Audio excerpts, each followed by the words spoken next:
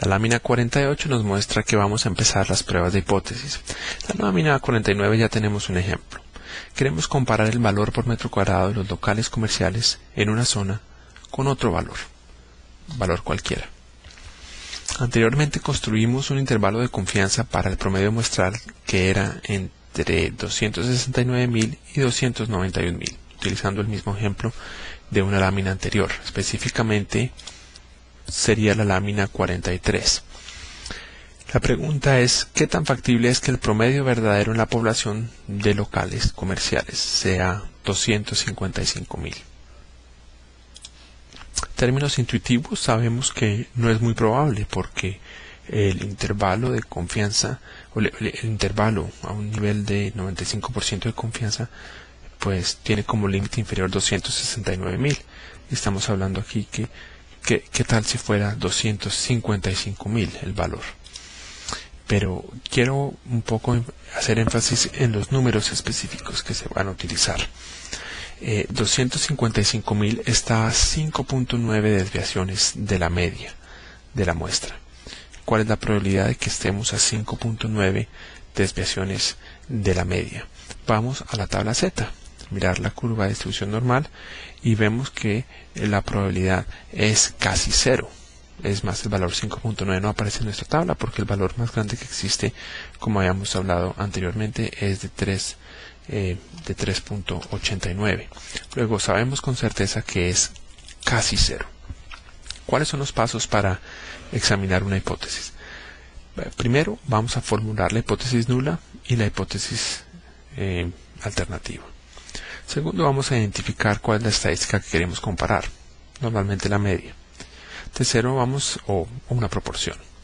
Tercero, vamos a identificar la probabilidad de observar esa media de la muestra si la hipótesis nula es verdad. Y finalmente vamos a concluir. Quiero entonces demorarme unas 10 láminas caminando o llevándolos a ustedes sobre estos 4 pasos. La hipótesis nula puede formularse en términos de que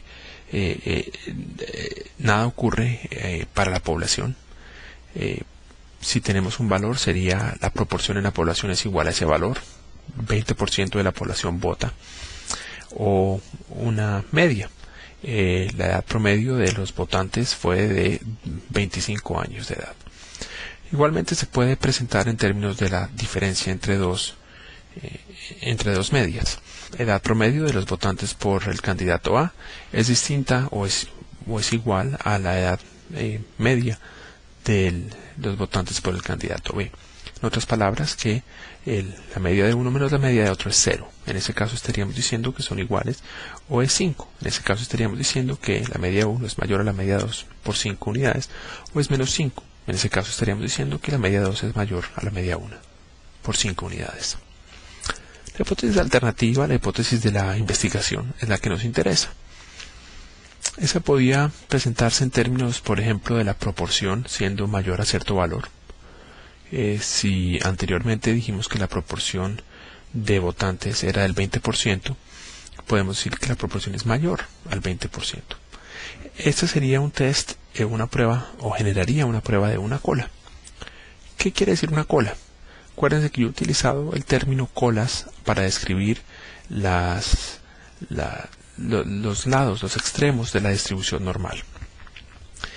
En este caso, como me interesa, ahora mi hipótesis alternativa, si la proporción es mayor a un valor, pero no me interesa si es menor, estoy haciendo una prueba de una cola. Solo me interesa el área en la mano derecha, la que puede ser mayor a cierto valor.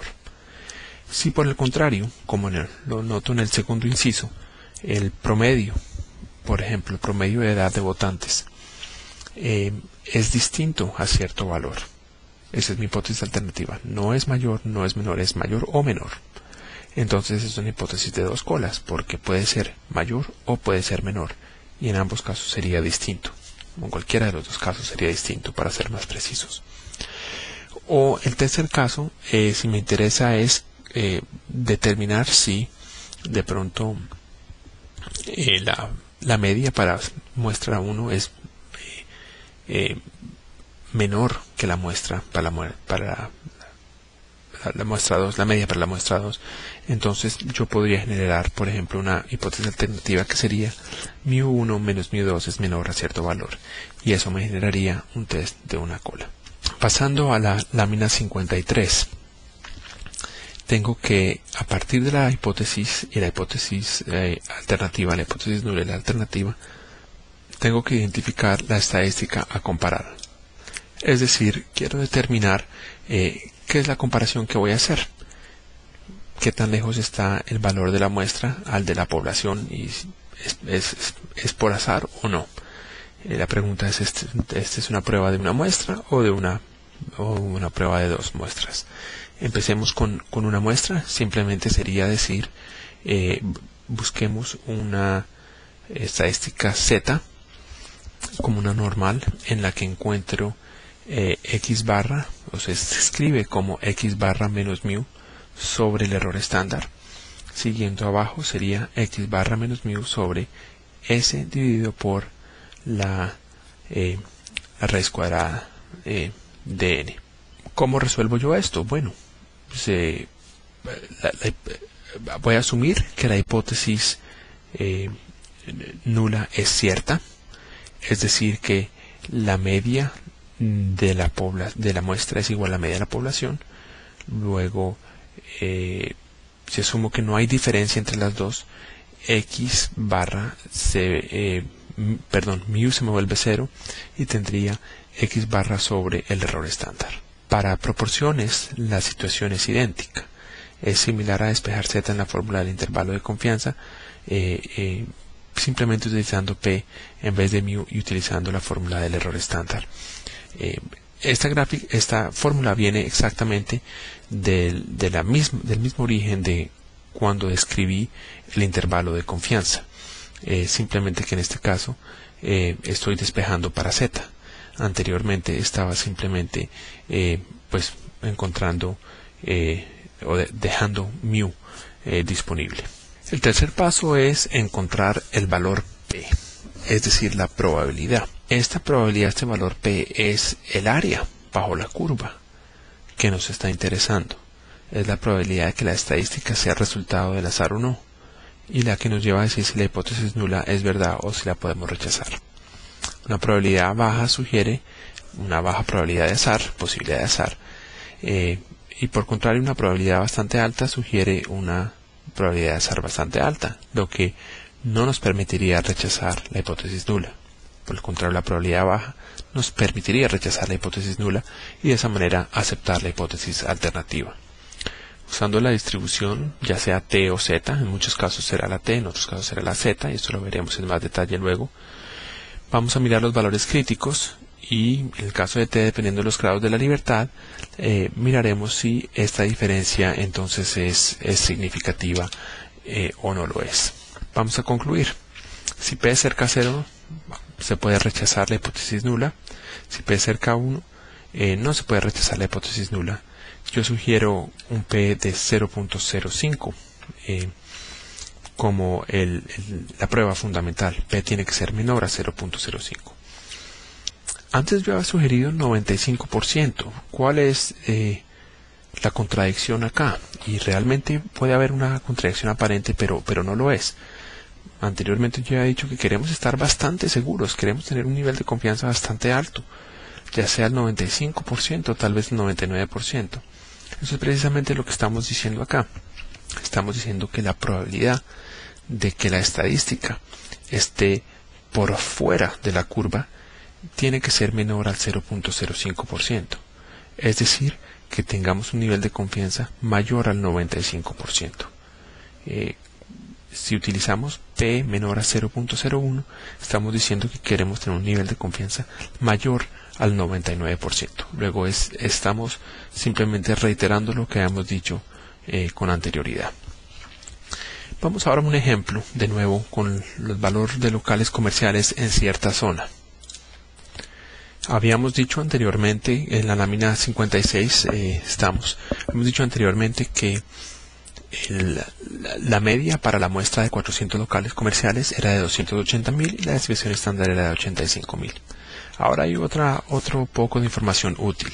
un censo mostró que el valor de predios comerciales es de 268.000 unidades monetarias o pesos por metro cuadrado. La pregunta ¿es la diferencia significativa?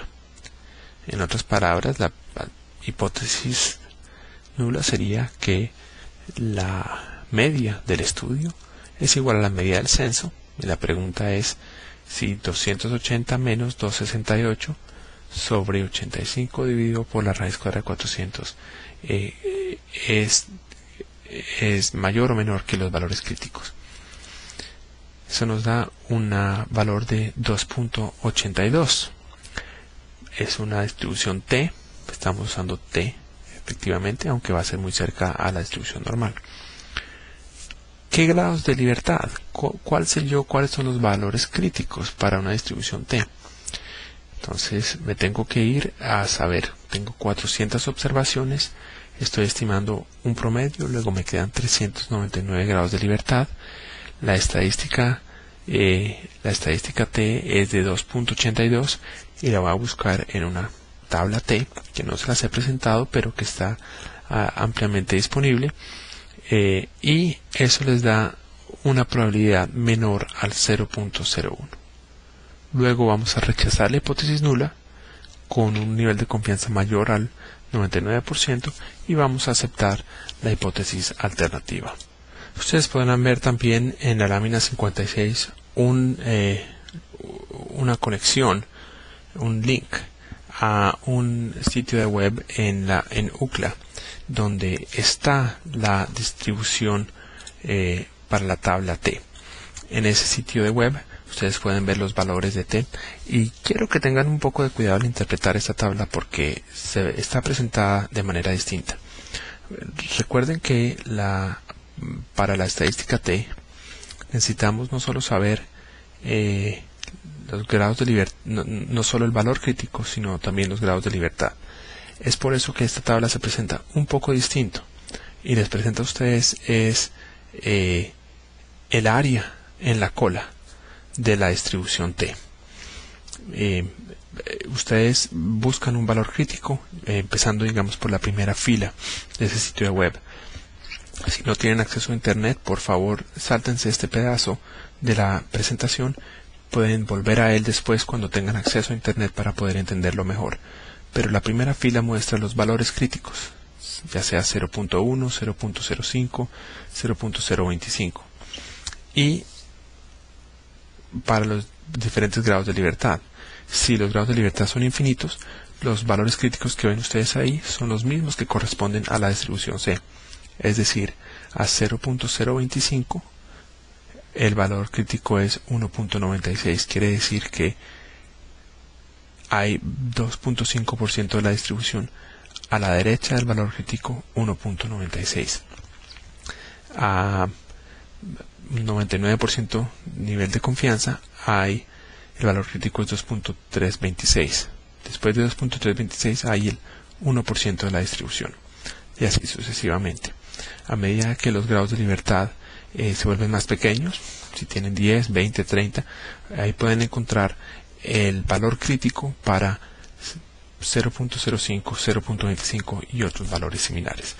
En este caso del ejemplo, estábamos hablando de un valor crítico de 2.82 con 399 grados de libertad, que es muy cerca a la distribución Z, y por ende vemos que la distribución tenemos alta confiabilidad de poder rechazar la hipótesis nula, porque el P es incluso menor que 0.01. Hasta este momento hemos comparado una muestra con la población o con cierto valor, pero en muchos casos nosotros vamos a querer evaluar, por ejemplo, un aumento de precios entre dos muestras o ingresos entre dos muestras. Todo permanece igual en la prueba de hipótesis menos la estadística a comparar. Por ejemplo, para un estudio en Bogotá, mirando precios de predios residenciales antes y después de la inversión en el Transmilenio, que es el sistema de troncales de alta calidad que fue implementado en Bogotá a principios del año 2000. Después vamos a criticar este tipo de diseño de investigación, pero simplemente imagínense un estudio con un antes y un después.